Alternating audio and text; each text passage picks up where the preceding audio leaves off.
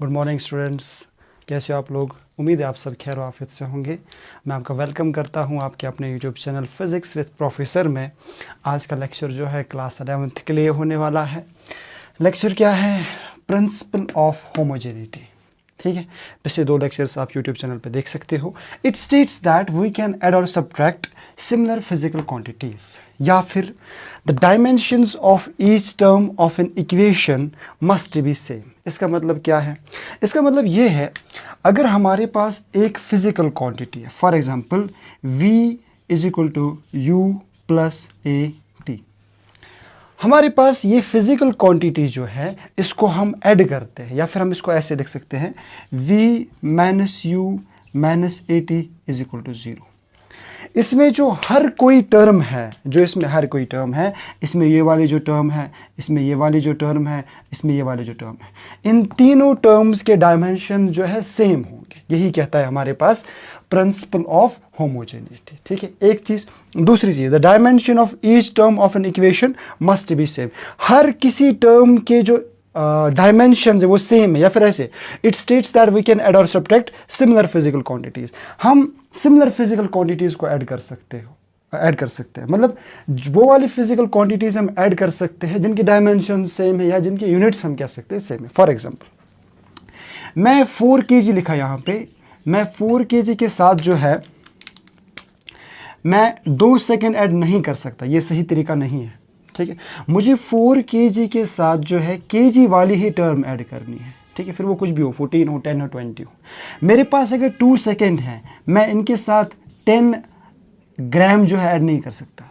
ठीक है, ये गलत है। ठीक, मैं क्या कर सकता हूँ, मैं 2 सेकेंड के साथ 2 सेकेंड ही ऐड कर सकता हूँ, या फिर 12 सेकेंड, या फिर 121 सेकेंड, जितना आपको लगे। ठीक है, मैं 2 सेकेंड के साथ 50 सेकेंड ऐड कर सकता हूँ। ठीक है, पर ये 2 चीज़ें ठीक है, लेकिन मैं एक टाइम के साथ या फिर एक टेम्परेचर के साथ 2 डिग्री सेल्सियस के साथ में 2 किलोग्राम या फिर 12 किलोग्राम ऐड नहीं कर सकता।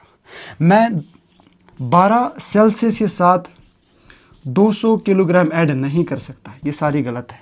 मैं सिर्फ 2 सेल्सियस के साथ 2 सेल्सियस ही ऐड कर सकता हूँ।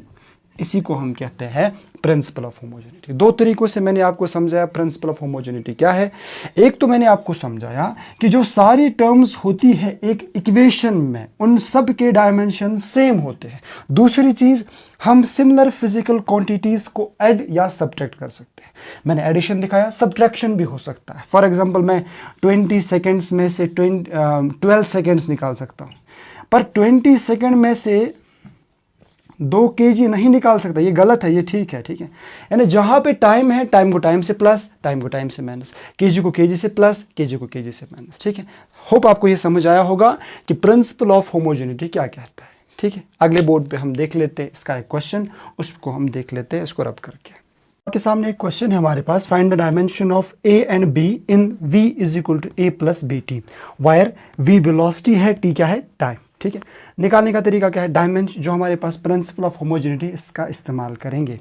v equal to A plus B t, v ये दोनों इधर आए, माइनस बना, ये भी इधर आया, माइनस बना, is equal to 0 by principle of homogeneity. Principle of homogeneity से हमारे पास क्या है, डायमेंशन ऑफ v, क्योंकि हम ऐड और सब्ट्रैक्ट कर सकते हैं सिमिलर फिजिकल क्वांटिटीज के, या फिर जो हमारे पास इक्वेशन है उसके हर टर्म के डायमेंशंस बराबर है। तो dimension of velocity is equal dimension of a is equal dimension of A.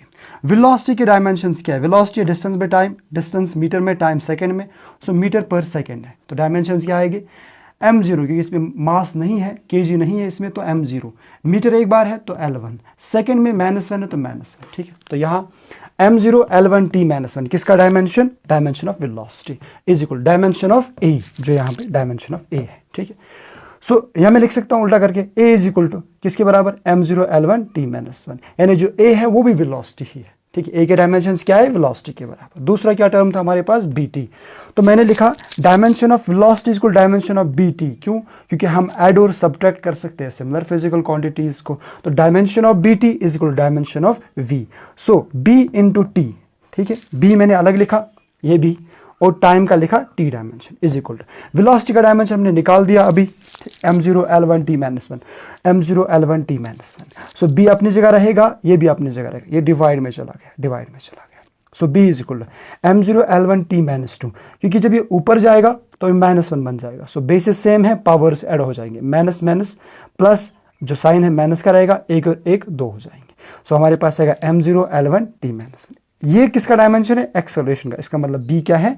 Acceleration. ठीक है, तो ये इक्वेशन जो हमारे पास थी ये सिमिलर थी v is equal to u plus a t की, जहाँ पे हमारे पास पहला जो है वेलोसिटी, दूसरा वेलोसिटी, तीसरा क्या है? एक्सेलरेशन, और सेम हमने यहाँ से प्रूव भी किया।